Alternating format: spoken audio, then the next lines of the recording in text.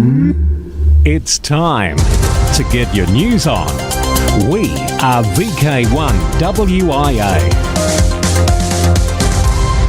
Yes, you've certainly netted us in. It's the national news for week commencing May 26, 2024.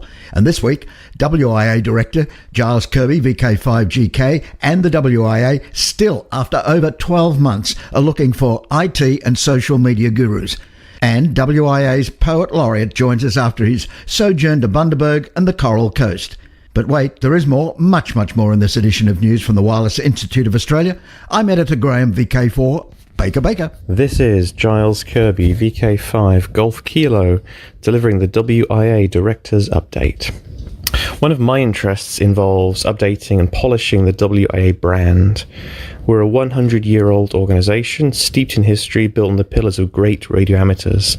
I want our promotional material to pay homage to this history and acknowledge that we're in the 21st century and we need to attract new audiences.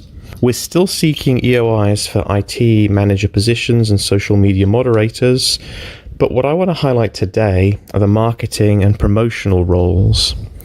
Do you have an aesthetic eye? Do you perhaps have experience in digital publishing or design? If you're a talented individual with skills in these areas and a little time to spare, I'd love to work with you.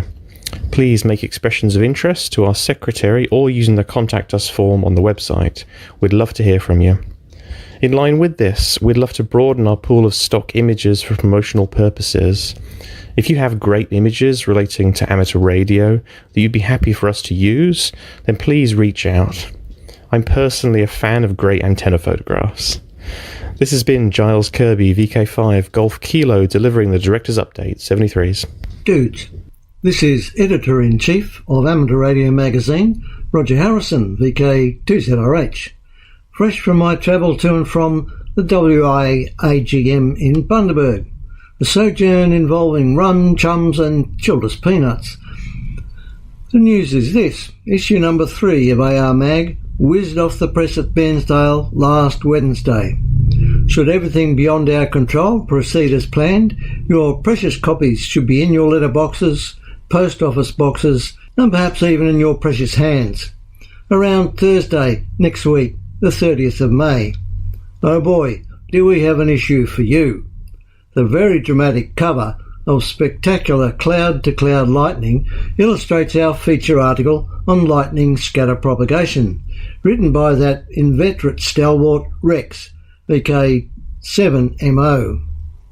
The subject of lightning scatter radio propagation has been a matter of habitual speculation over many decades. Rex, in his indefatigable way, sheds much bright light on the subject, pun intended, and proof that it's a real thing. Talking of indefatigable, our prolific contributor of tantalising technical articles, Lou DiStefano, VK3AQZ, completes his 3-band Rig for the Road this issue and launches into a description of test sets for homebrew transmitters. And before I go, inspired by the AGM road trip, I penned this little verse. I love an unburnt country, of gently sloping plains, of lusty wombat frolics, and waveguide made from drains, on strident peak-top field days, while striving contact gains. I recall the smell of nature, and waveguide made from drains. Whiskly rising solder smoke, gently nudging times awayin, to factories manned by blokes and waveguides made from drains. I left that closed horizon to venture forth on plains, to build a new beginning, and waveguide made from drains. There we are, issue number 3 of Amateur Radio Magazine, volume 92, more guts, less gab, proudly produced and printed in Australia. I'm Roger Harrison, VK2ZRH, for VK1WIA News. This news originates from the Wireless Institute of Australia. Dreaming, believing, achieving. The Australian government has announced that it'll commence important reforms to improve the emergency call service as part of its official response to the review into last year's Optus outage. On the 8th of November 2023, the nationwide outage left millions of Australians and small businesses without access to communication services, with many unable to call 000. The next day, the government announced a post-incident review to be led by the former Deputy Chair of the ACMA, Richard Bean, which examined emergency call arrangements, customer communications and complaints handling during and after the outage. The review was granted a short extension in February this year after additional information was received from Optus related to the telco's wilting arrangements, an industry practice where signals from mobile towers are powered down during disruptions in order for 000 calls to be carried by another network. The government understands that the disruption to some 000 calls during the outage was predominantly caused by a failure of Optus 3G towers to wilt. And while Optus says this issue is now resolved, the review identified a broader need to improve information flows, governance and technical assurance frameworks in the emergency calling context. Bean submitted the review's final report on the 21st of March this year, making 18 recommendations aimed at addressing structural issues within the broader telecommunications ecosystem as specified in the review's terms of reference so that the telco industry may learn from the outage. Key recommendations are shown in the link to criticalcoms.com.au, which is in the text edition of this week's WIA National News. I'm John, VK4JJW. From here, there and everywhere, you've tuned to the Wireless Institute of Australia's National News Service. We are VK1WIA. Now with international news, Jason, VK2LAW. Hello. The Club of the Year has been announced. During the Dayton Hamvention, many awards are bestowed. This year, the Club of the Year goes to the YLRL, Young Ladies Radio League. And a good year to receive this award as the Young Ladies Radio League is celebrating its 85th anniversary in 2024. With members from all over the world, the organisation has been involved in everything from contests to emergency events to helping new hams get licensed and on the air, as well as everything in between. Established in 1939, YLRL has been proud to have had a booth at Hamvention since the 1950s and a YL forum since the 1960s. Happy 99th birthday to the SARL.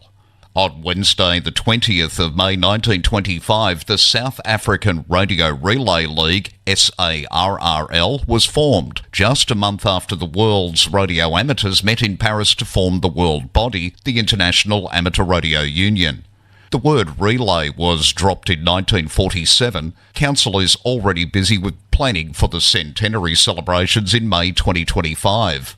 99 years of service to the radio amateurs of South Africa. Happy birthday, SARL. Sony draws the line in the sand on artificial intelligence. With AI already infiltrating the music industry, highlighted by the release of a new song from Randy Travis using AI technology, Sony is warning hundreds of companies not to use artists signed to their labels in AI applications without permission. The label group is sending formal letters to more than 700 generative AI companies and streaming platforms prohibiting them from using SMG content without explicit licensing agreements. Super Fox mode. Never resting on what was good enough yesterday, Joe Taylor's team will soon offer a Super Fox mode of WSJTX for making rapid FT8 QSOs. Hounds chasing the Super Fox DX station will transmit normal FT8 signals, but rather than sending concurrent streams of up to 5 FT8 signals, the Super Fox station will transmit a single constant envelope using a 1.5 kHz wide waveform that conveys signal reports or RR73 acknowledgements to as many as 9 different hounds simultaneously. The Super Fox development team will be beta testing the software in coming weeks with the goal of having it rolled out in time to debut during the N5J Jarvis Island DXpedition a few months from now. Ham radio exemption restored to Pennsylvania hands-free law. Ham radio operators who are driving in Pennsylvania, USA are to be exempted after all from a new distracted driving law following outcry from amateurs that a previous version of the proposed law lacked protection for them. An exemption for hams had been stripped out of the language during the legislative process, but according to news reports it was recently restored. Following the bill's passage by the state's House of Representatives, it was expected to be sent to the governor, who is to sign it into law. And talking of going mobile and operating, if you think you can't operate mobile CW unless you have a radio and unless you also know the code, then think again. Some automobiles on the market are making mobile CW operating easier than ever.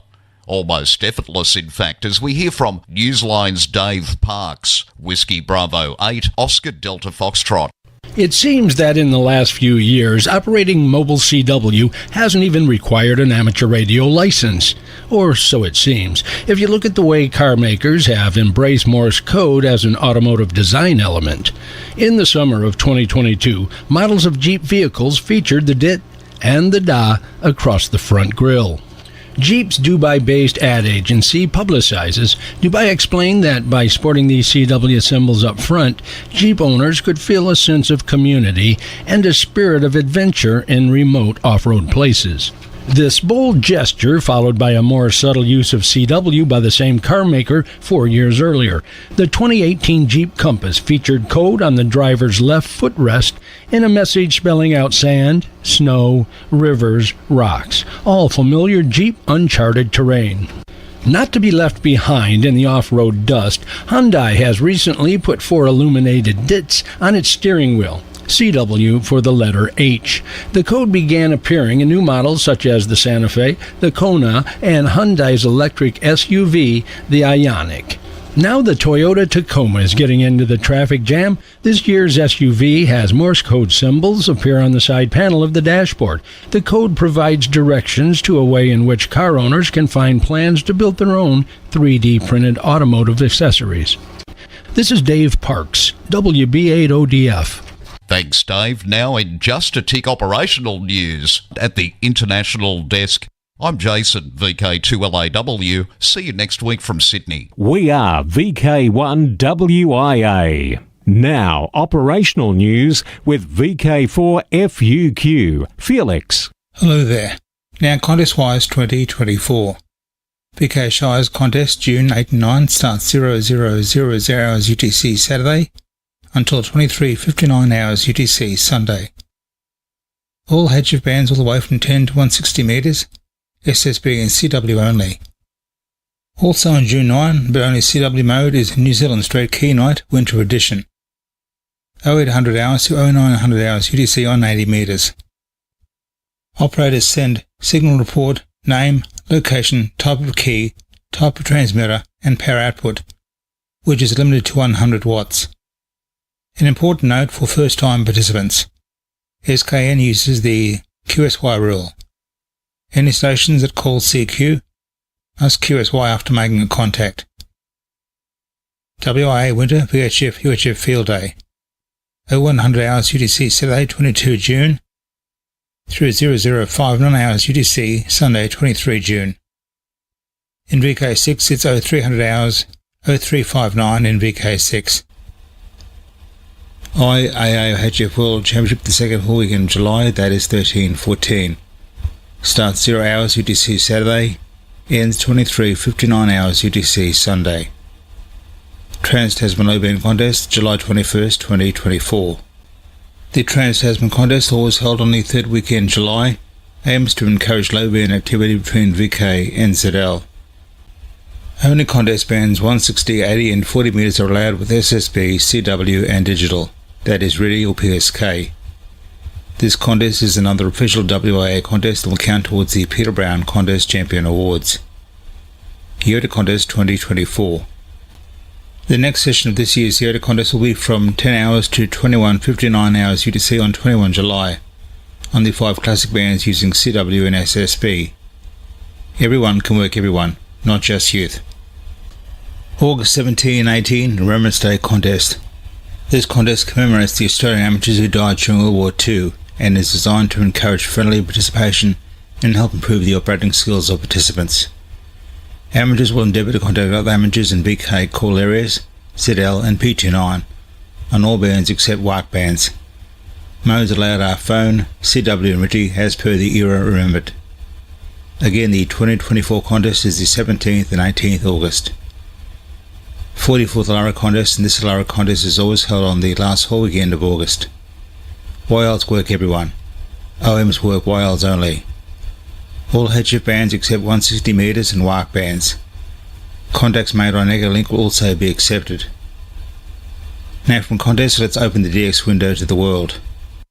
Active is TR8CR from Gabon, until at least the end of June. The operator, F8EN, Roland. He will operate CW only and will celebrate its 96th birthday whilst there. QSL for TR8CR is via F6AJA direct or via the Bureau. Roland can usually be found on the 30 to 10 metre bands. And a happy 96th Roland. Listen throughout the year for the special call sign 9A100RKZ, marking the 100th anniversary of the Radio Club Zagreb, which was founded the 24th of March 1924 in Croatia. QSL via 9A1ADE. Germany. The Berlin airlift was an operation that carried supplies by plane to the Allied sectors of West Berlin over a Russian blockade. For more than a year, hundreds of American, British and French cargo planes ferried provisions to West Berlin's Tempelhof, Gatow and Tegel airfields. Commemorating the 75th anniversary of the end of the Berlin airlift, these special event stations are active between now and 24 June.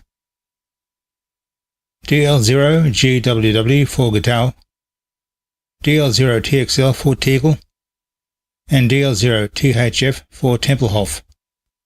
QSL via LRTW, QIZ logbook, and the DARC community logbook. Paper cards will not be provided, but an award will be available. France. TM80DD will be active from the 1st to the 16th of June, using CW, SSB and the digital modes, on all bands marking the 80th anniversary of the D-Day landings in Normandy. See QIZ.com for QSL details for TM80DD. New Zealand. NZART has a special event call sign for the upcoming America's Cup, to be held in Spain later this year.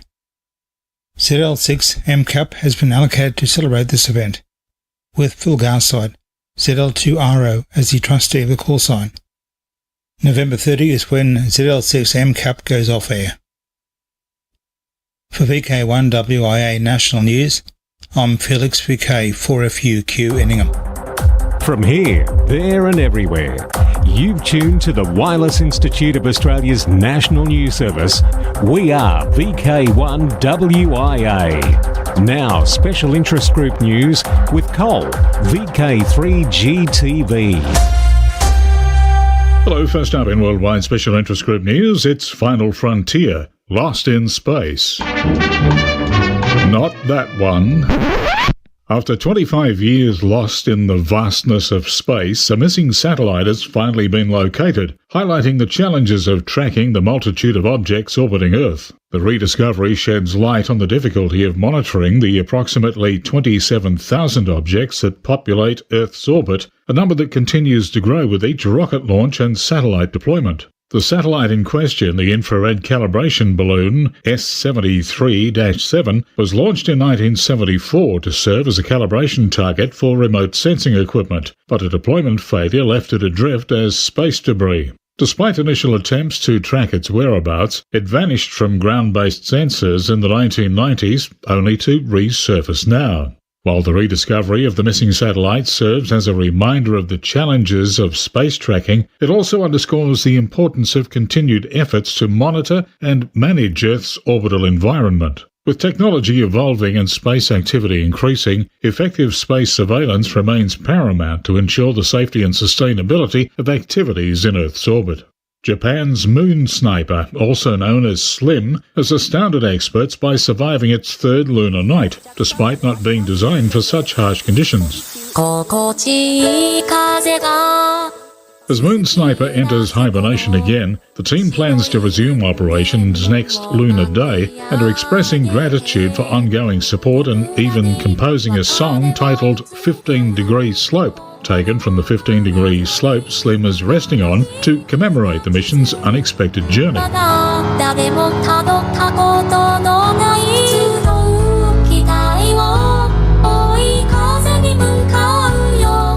Initially landing near the Scioli crater on January 19, the spacecraft encountered an anomaly during descent, landing on its nose and facing west, hindering its solar panel's ability to generate power. However, Moon Sniper continues to defy expectations by waking up each lunar night, transmitting new images before going back into hibernation. Worldwide Special Interest Groups IOTA. Listen for call sign 8P9CB from Barbados, IOTA number NA021. Until today, the 26th of May. 8P9CB is operating portable and activating POTA sites on 20 through to 10 metres using CW and SSB. 9M4VM will be used by a group of hams operating from Pulau Besar in West Malaysia, IOTA number AS097, from the 31st of May to the 2nd of June on 40, 20, 15 and 10 metres, where they'll be using CW and SSB. QSL 9M4VM directly to 9M2HUS. OC004. VK9L/W7BRS will be active on Lord Howe Island from July 20th through to August the 1st on 40 through to 10 metres, CW, FT8 and SSB. This is a good period as it takes in the RSGB IOTA contest on July 27. Logs will be uploaded daily to Club Log QSL VK9L/W7BRS via LOTW. Team MM0UKI, 5 operators, will be active from the Flannan Islands, EU118, Scotland, beginning August 1st and staying for 48 to 72 hours. Flannan Island is very weather seas dependent. The plan is to be QRV with 3 stations, hex beam and wire antennas, including 2 QRO stations, bands 40 through to 6 metres, CW and SSB, no FT8, QSL MM0UKI via M0 OXO. Worldwide Special Interest Groups Maritime, including ILLW News. ILLW 17th and 18th of August. To coincide with the International Lighthouse and Lightship Weekend, ILLW, Reist's August presentation night promises to be a wonderful wander through the life of Mike, VK7FB, and his time with the Lighthouse Service. Mike was lighthouse keeper for 4 of Tasmania's lighthouses and will take his guests at Reist in Hobart through his experience by words, pictures and video. This will be a fascinating insight into life when lighthouses had people stationed at the actual lighthouses maintaining the lights. When? The 7th of August at 7:30pm in the Queen's Domain Reist Club Rooms, and the presentation will also be on the Reist YouTube streaming channel. Worldwide Special Interest Groups Military. Recalling the Morse code mimics of the US military. This story is no illusion, but the story itself deals with some of the greatest masters of illusion in the US military during wartime. We hear more from Ralph Squillace, KK6ITB. The 23rd Headquarters Special Troops, members of the Ghost Army, were the magicians of the military whose efforts went well beyond the inflatable cannons, tanks, and trucks, or other tools of trickery, contained in arsenal to confound the enemy. The top secret unit's 82 officers and 1,023 soldiers were experts who used visual, sonic, and radio trickery to render realism to fictional military maneuvers. Like the impersonators of the entertainment world who can recreate the voice and personal style of some celebrities, some of the troops learned to do the same with CW. The unit's Signal Company Special adopted the rhythm and signature touch of certain enemy soldiers' fists, modifying their radio's sounds as well and then transmitting on enemy frequencies with their bogus messages. In that guise, they sent scripted reports and created fake traffic nets designed to be intercepted by German intelligence and send their military off course. This is Ralph Squillace, KK6 ITB.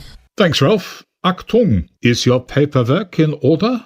Were you lucky enough to catch special event station GB5 ESC? ESC for escape? Certainly last weekend, but maybe throughout March, RAF Waddington Amateur Radio Club is back at the International Bomber Command Centre for its Inspire Ride 2024 event, which this year pays tribute to the men of Stalag Luft 3 who took part in the Great Escape in March 1944. Operators expect to be working on the HF bands using SSB and some CW using special event call sign GB5 ESC.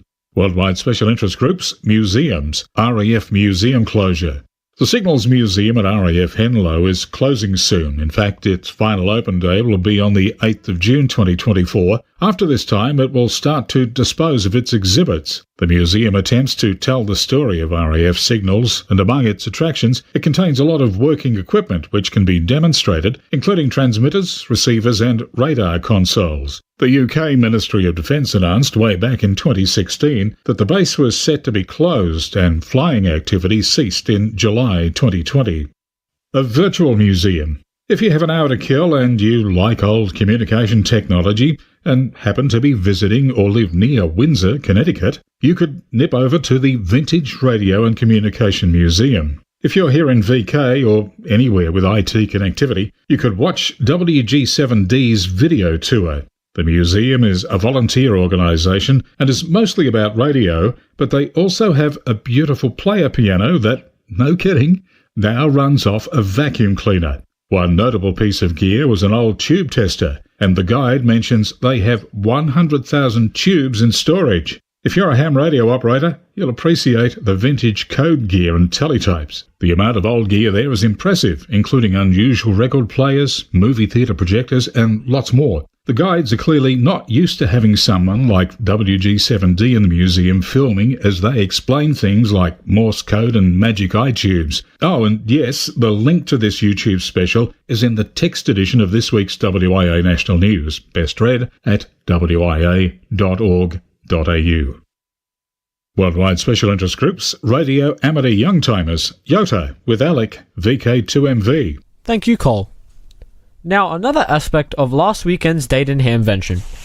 Carol Perry, WB2 MGP, kicked off the highly anticipated ARRL Youth Rally headed by ARRL Education and Learning Manager Steve Goodgame, K5ATA. Carol thanked all of those who helped make the rally possible. She told the audience, who were made up of young hams, their parents, sponsor representatives, and plentiful volunteers. They say it takes a village to raise a child. Well, look around this room. It takes a team to support this youth forum. The first youth presenter out of many was 6th grader Cameron Frey, KD9VGV.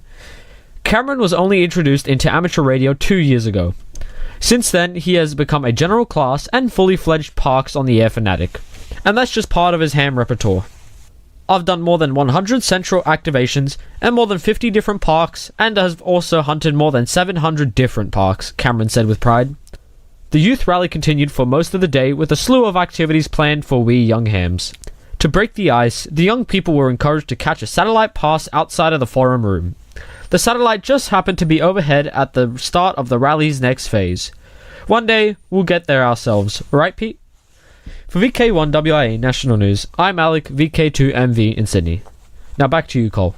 Thanks, Alec. Next up, it's Worldwide Special Interest Group's software development. OpenWebRx and OpenWebRx Plus are recipients of the 2024 Amateur Radio Software Award. The 5th Annual Amateur Radio Software Award was recently granted to Jacob Katul, DD5JFK, and Marat Fazulin, KC1TXE, for their contributions to OpenWebRx and OpenWebRx Plus, respectively. Both projects allow software-defined radio receivers to be accessible through a web browser with full waterfall display and tuning controls. OpenWebRx Plus includes support for noise reduction and decoding of additional digital modes. The Amateur Radio Software Award is designed to recognise projects that enhance amateur radio through software innovation that is open source and unique. And that's it for the segment for this week. Bruce, VK3FFF, far-flung fellow, returns from his latest travels next week, so I'll catch you in a fortnight. I'm Cole, VK3GTV. 2024, it's a date, it's the social scene. Let's have a look at the next 3 months coming up, but for the entire rest of the year, you can read all the dates in the text edition of this, the WIA National News. In VK2, June 8 and 9, Oxley Region Amateur Radio Club's Field Day. Also in VK5, Australian Fox Hunting Championships at Mount Gambier. In VK4, Caboolture Radio Club's Hamfest, July 11. And August 18 in Bendigo, Bendigo Amateur Radio and Electronics Club Radio Fest. Now, until next we meet, I'm Graham, VK4BB. Walk softly. This has been the Wireless Institute of Australia with the weekly news service. This broadcast is in text, audio and video and is accessed on wia.org.au.